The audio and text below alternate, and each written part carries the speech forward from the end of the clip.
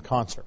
The tragedy is now prompting calls for change not just here in Indiana, but across the country. 13 Investigates reporter Sandra Chapman spoke with one of the fair's special guests, a national expert on crowd safety, about the glaring gaps in the outdoor concert industry.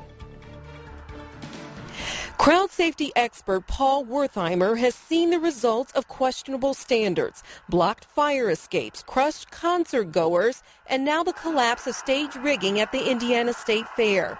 In the Wall Street Journal, he calls the lack of consistency the wild, wild west. Anything goes.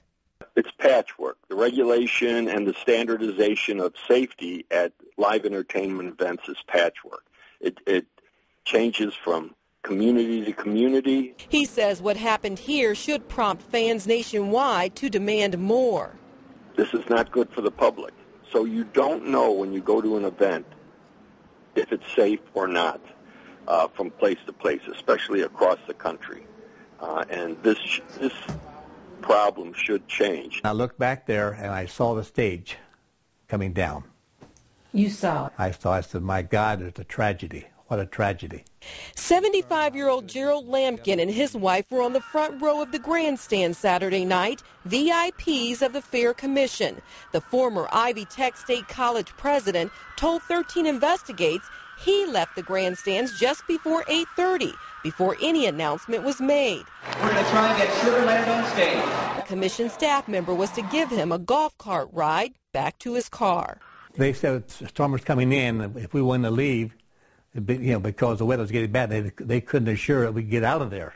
Lampkin says he had only planned to stay for half of the show anyway. But by the time he got into the cart, the storm was upon him. And worse yet, a stage falling onto hundreds.